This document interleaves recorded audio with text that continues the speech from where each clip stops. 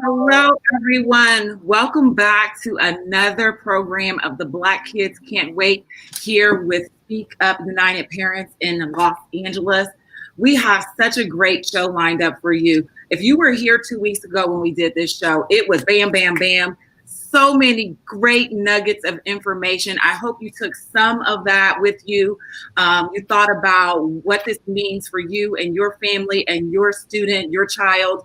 And I hope you marinated a little bit on what you're going to do to enact some change here. We're all going to work together to enact some change for our children. This isn't just your children. This is my child too. This is all of our kids. So we're back again with another Lunch and Learn. We only have 30 minutes. So I'd like to hop right in. Before we introduce our guest, though, I want to tell you, in case this is your first time, we are talking about the report on the impact of racial bias on Black students in LA Unified School District.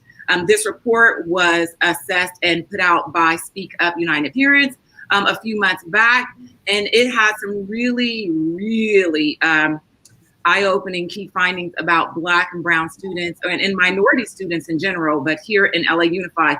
And what I want to say before we get in is that we're not going to dig into the report and the nuts and bolts of it. It will be in the chat, in the comments, so you can read it on your own time. You can look at it for yourself, go over it. However, we will be sort of talking about that report here and some of the findings of it and looking for solutions, or at least starting to talk about solutions to some of the key findings. The other thing I want to say to you is drop your comments. We will try our best to respond. If we can't get to them, we will respond to them later on, but we'll try to get to them as they come in on the program. So drop your comments, your questions, your chats, and share this. Share this with your friends. We are not going to enact change by ourselves in our own homes or on our own phones. This is going to be, we're all collectively working to shift some things around here. So with that being said, thank you all to my guests today. We're going to get right in. I'm going to have my guests intro themselves like I always do. We'll start with Sharif. Sharif, would you please intro us? Tell us a little bit about who you are and what you do. Yeah, thanks, Angel. Great to be here. Excited to be on this panel with this group. So Sharif El-Mekki, I am the CEO at the Center for Black Educator Development. Before that, I was a teacher and a principal for 26 years, the last 16 being in 2 turnaround schools. I'm a contributor to the Philly 7th Ward and Education Post, and I'm a member of the 8 Black Hands podcast with my brother, Chris. Great to be here. Right on. Thank you. So then we're going to shoot it over to you, Chris. I'm Chris Stewart. I'm the CEO of Brightbeam. We are a national education nonprofit. We focus most of our attention on getting the voices of parents, students, and educators into the larger educational debate, specifically in cities where I think that they could make a difference for children. I'm also a member of the 8 Black Hands podcast with brother Sharif El-Mekki. I'm going into my 4th decade as a parent. We have done public, private, charter, and whatever. I'll stop there and just say that, yes, a veteran OG parent and a former school board member. So I've seen it from the inside too. I was an activist who got elected to be a school board member and was radicalized by that experience. So that's how I arrive here today. Right on. So Mr. Ashford, we're going to move right on over to you. Hey, thank you all for having me. Ashford Hughes. I serve as the Executive Officer for Diversity, Equity, and Inclusion in Metro Nashville, Tennessee Public Schools. I also serve as the co-chair of our local My Brother's Keeper Network. Been in that role for the last 4 years. I've been involved in equity work before it was called equity work. So I'm happy to be here with you all talking about these issues. Thank you. And Miss Paula. Sure. So glad to be here. I'm Paula White, and I'm the Executive Director of Educators for Excellence New York. We're a 15,000 plus member group of educators, and we have a twofold mission of advancing the prestige and the value of the teaching profession, and also getting more wins for kids. I'm a traditionally trained teacher, taught for more than a decade, and have done various things in education, including leading school improvement for the state of New Jersey, and just really happy to engage in this conversation. Awesome. Thank you. And as you guys know, if you've been showing up before, or if this is your first time, I am Angel Tyree, your host. I have all the questions and none of the answers, but I do have a 14-year-old in the school system. And like you, Chris, we have done charter, public, and private. So we've been a little bit of all over the place trying to find the right fit for my child here out in LA.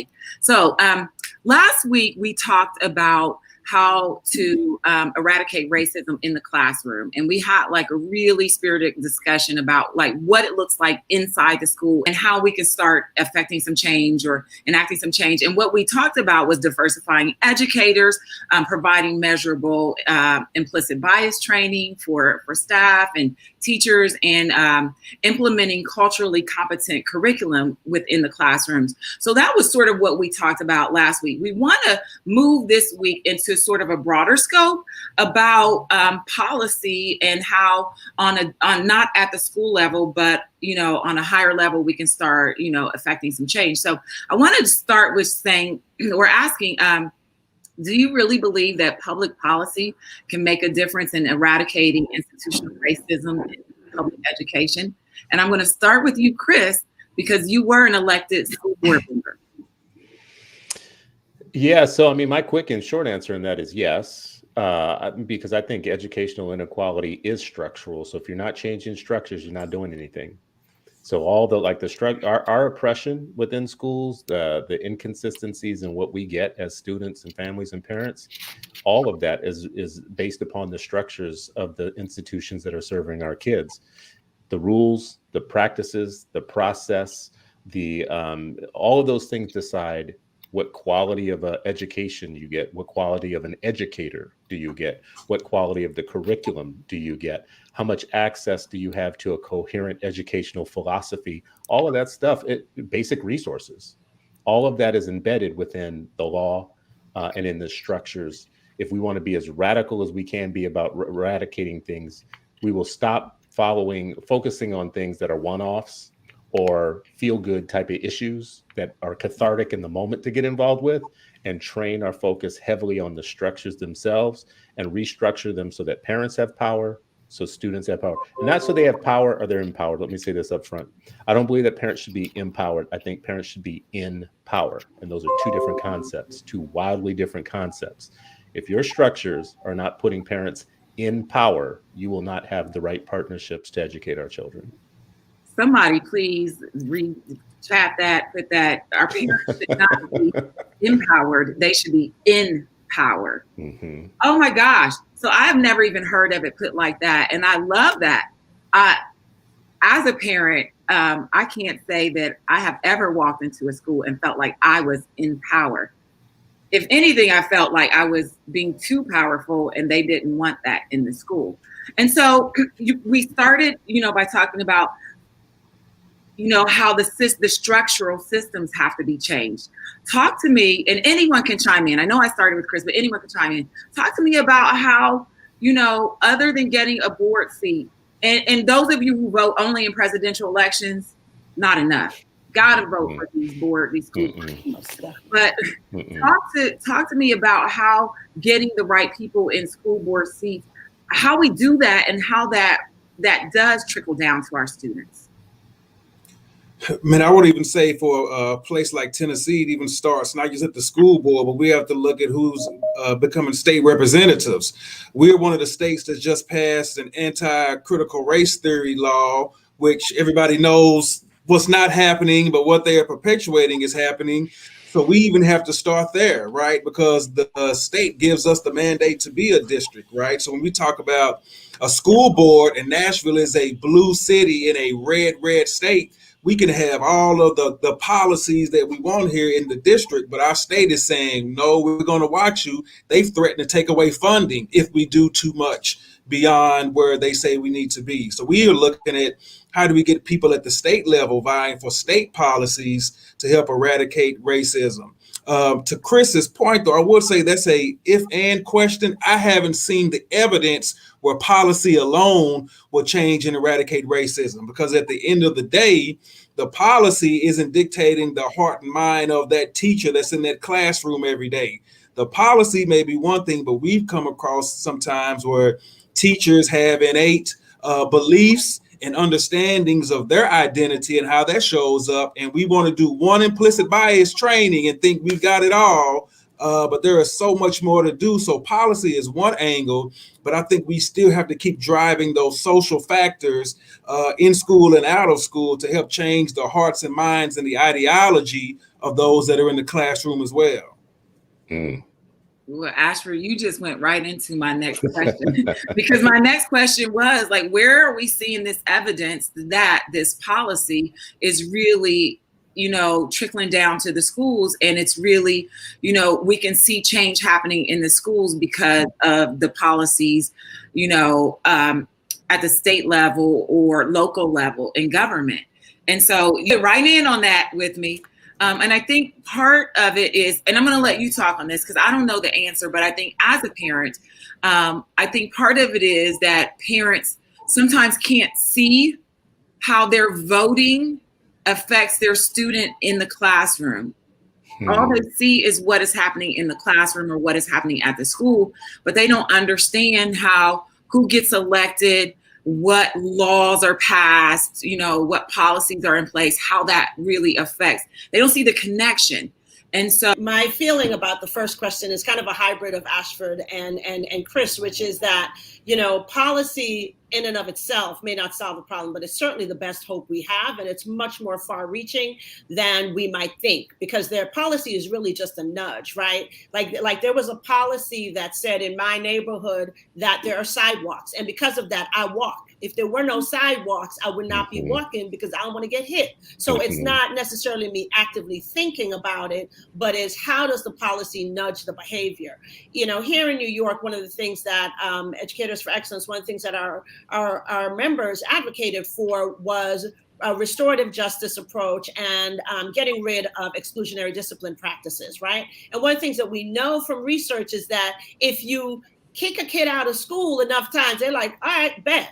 You're not gonna see me again, and you don't, and I have 3 sons, and one of my sons, had it not been for me, would have been in that position. And so the reality is that when we made that change, then we saw that was a policy change that we pushed for. It was on a pilot, and then we continued to agitate along with other groups, and then the mayor, changed sort of policy across the city, and then now you're seeing lower incidences of students who are being literally pushed out of school. And as a result, they are more likely to be retained. And then we can follow the research trail of, the little nuts and follow it all the way down the path. And we can see, well, if they finish high school, then what happens? Okay, well, then they're more likely to get a job. They're less likely to be, criminally justice involved. They're more likely to have a stable family, and on and on and on. I think part of the issue is that there isn't such a clear through line, immediately. At least you don't see it right away necessarily in some cases.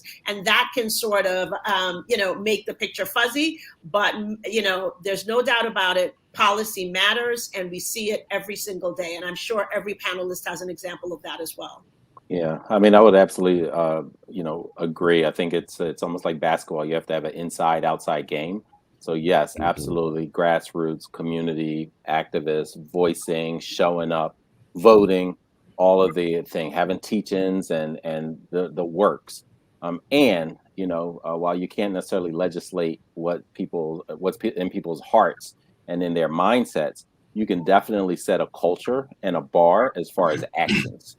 And so if we say like, hey, we're going to have policies that support students or create an anti-racist climate, then there's a bar that's being established. There's a platform that's being used, and there are resources that you can direct to support that, right? And so when Pennsylvania's State Board of Education said, yeah, you know what, we're going to actually adopt Chapter 49 and hold teacher prep programs accountable for how they're preparing new teachers in a culture responsive and sustaining education framework, then that's a policy that, that can continue even if teachers and educators and families were advocating for that all along the way. And we'll have to continue to make sure that it's monitored and supported. But without that policy, then it's like, oh, everybody. We've all been educators or children who, if we don't have a policy, or the policy is like a principle, right? Like, how are they establishing the bar?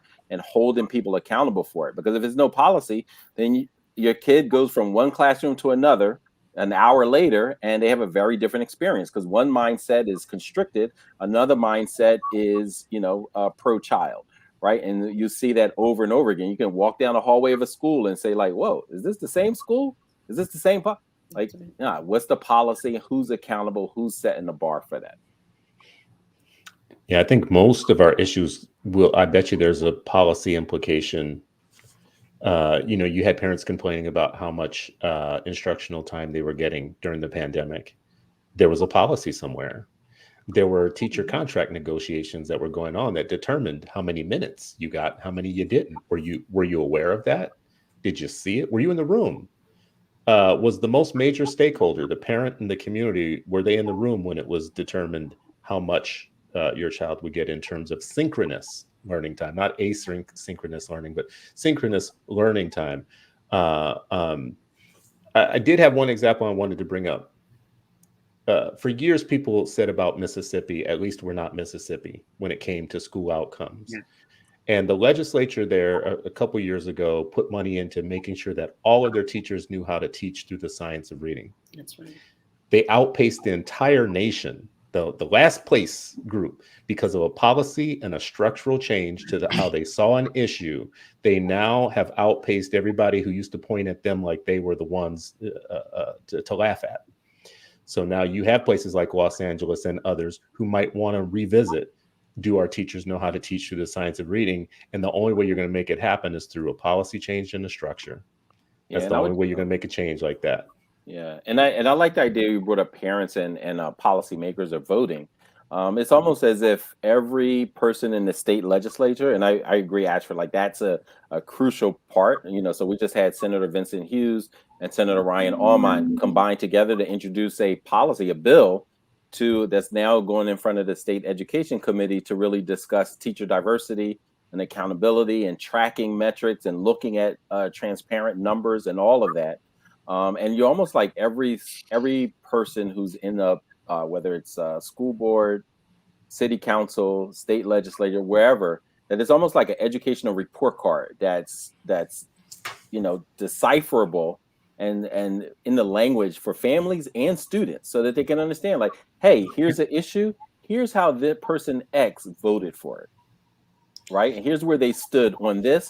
Because as Paula said, like, how does it manifest in the classroom? Sometimes it's so far away, they may have done something and families start just trying to live with it or mitigate the circumstances, not realizing this was from the stroke of a keypad of some joker that they voted for, but there's no like information about that.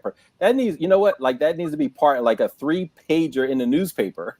Like, hey, here's the issue, here's how it manifests in the classroom, and here's who's responsible. Here are the people responsible for, the educational malpractice in the classroom that your child is experiencing.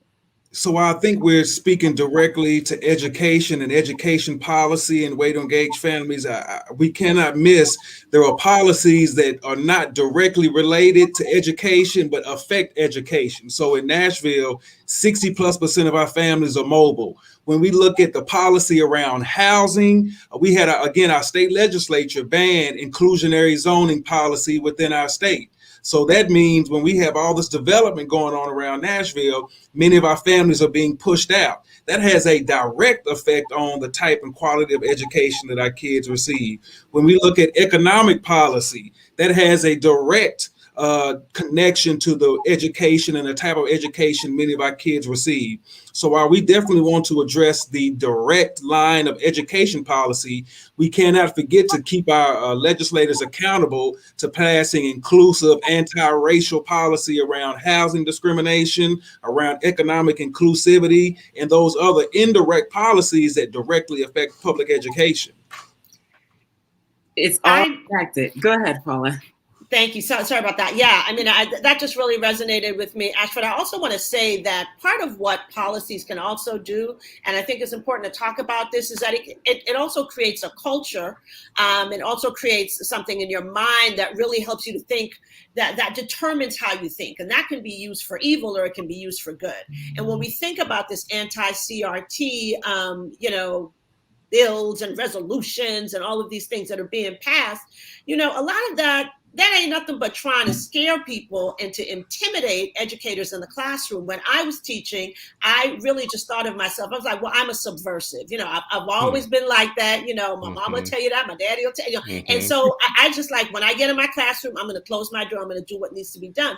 But some of this, when you look at the actual resolutions that are being passed, there's a lot that teachers in some cases can still, quote unquote, get away with. And I hate to use that language, but there's a lot that they can still teach. But just saying we have this policy and this isn't, you can't, you know, it intimidates people. And it also makes educators feel like, I don't want to lose my, you know, my license. I don't want to lose my ability to feed my family. And so policies can also really create a culture of fear, a culture of achievement, whatever kind of culture, you know, you actually want. You can get that depending on how you are defining and publicizing a policy.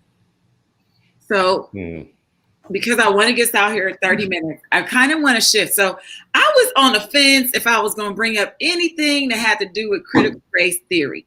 It was my little side question, but I'm going to mix it up with another question. So it's not just that, and then we'll figure out how to answer from there. And what I want to say is, with all of the opposition nationwide, so this is a show that has come out of a report that's direct to LA Unified School District. But we have guests from all over the US because this conversation is a very similar conversation all over the United States. The conversation's not that different state to state. And so with that, with there being so much opposition to, you know, critical race theory, and you know, sort of the removal of history as history really stands from text and teaching in classrooms. Do you think it's possible to launch a movement, like a national movement around education as it impacts and affects Black students? Do you think that's even possible? And similar to BLM, what would motivate parents? You think like family schools and the school to prison pipeline and all that would be enough, but like what really would motivate a national movement? That was like a two-part question, but like, let's go. Man, I think there's so Kimberly Crenshaw and the African American Policy Forum are already trying to form that movement right now, right? And I would think the way I come about it, I think of Bettina Love's book, right? And being an abolitionist teacher, right? It's a matter of life or death for many of our students, right? Literally, we had a young lady in our school district that was killed outside of school because of some things taking place in the community. I look at it through a lens of what are we doing to make certain that we are taking care of our students holistically. Now, in order to do that, we as a community, as an education community, have to be okay with saying the word Black. I'm a person, look, I get it. But I don't use BIPOC often because oftentimes Black students get invisible when we talk about the change needed to take place. It's okay to say Black students and we can include those other students, right? So I think, yes, can we start a movement? Yes. Now we have to be strategic. We have to make certain that we all are in alignment and we all are going for broke. It can't be we in a little bit, out a little bit. We have to go for broke for our kids. And I'm not an OG father like Chris. My oldest is 8, my youngest is 3, but I'm all in it for them. And I don't want to be, as James Baldwin said, always talking about, just wait a little bit. Just wait a little bit longer till it's coming. It'll be at the next generation, We don't have time for that. So I think now is the time. We have people in place, Kimberly Crenshaw, others that are doing the work. We need to galvanize around what they're doing, around what your organizations are doing, and put it all together. You know, my response to this would be to say that there is not really a pushback against CRT. There is a pushback against marginalized people having a framework for understanding their marginalization. So they want to take from you the tool to be able to know and decode a complex world of structures that are marginalizing you on purpose. So they're not fighting CRT as a higher ed philosophy. They're fighting it as a way of teaching children to understand you are living within a system, including the education system that you are in. The funniest thing about public education is, in 12 years of being in the public education system, the one thing it doesn't teach you is the racist history of the system that you're in. the public education system. And it really does not do a good job of teaching you how to be critical, have a critical lens for things like, how are school boundaries designed? How are enrollment patterns designed? Why is it that you have places like Nashville? Ashford will give you a little bit of a hard time, where you can't afford to live in major parts of Nashville, and the school boundary lines or whatnot are a blueprint for how you sort kids into inequitable opportunity. But they don't even want you to have the magnifying glass to be able to look at the very system that they're in and wonder, why does this magnet school have entrance requirements that allow them to pull in just one kind of student and create these opportunity hoarding zones for one kind of parent in the same city where another kid is living in third world conditions, in a blue city, in a progressive blue city? There's this isn't conservatives doing this to us, right? This is our so-called friends. But if you don't have the structural focus, the lens on the structures itself, the lines, the boundaries, the rules, who gets to participate, you don't have an adequate focus to free yourself. And that's why CRT is threatening as we enter an era of late stage white supremacy. The one thing that late stage white supremacy wants to take away from marginalized people is a way for them to articulate their oppression. And that's the battle against CRT. The last place where that should be able to take hold is within the place where we entrust our kids to have their intellectual development. And if all these people talking about abolitionist teaching and abolitionist this, I wonder what you're going to abolish. You're going to abolish the system that you work in? You're going to abolish the lines and the boundaries and the school boards that are actually designing our oppression? Because if you're not doing that, you're not abolishing anything. You actually a participant in the system. Well, I think it's also. I just need a little breath. I'm sorry to throw that all out here, but we need to shape a whole nother lunch and learn just around that segment there. Yes, Paula. Well, everything Chris said, I don't even know. I should probably not even open up my mouth, because it's only going to go downhill from here. But it's the idea that the problem with public education is we keep trying to educate the public, right? Or do we? So, the public is everybody. And so to answer your question, I'm not very optimistic about it from that frame, right? Like, can we say, like, we want to educate Black children and educate Black children well? Because that's not a lot of people's agenda, to be quite frank. And so usually what we end up doing is saying, well, let's get this under a coalition umbrella, right? Like, what is it? How do we make sure that all children are educated well? And then we get into the problem that Ashford stated, which is, then the marginalized become further marginalized, and they become intra-marginalized within the marginalization. And then, by the time you water it all down, I don't know what you have, but nobody wants to drink it or eat it. And so I think that is really the challenge that we're dealing with, But, the other part is that when people have options, so that if you have a mainstream community, a white community, an affluent community that have options, they can just leave the school system. And we saw that, right, when we talked about desegregation. And they said, okay, well, we out. We're going to have a school in the basement of the church. We're going to have a private school and so on.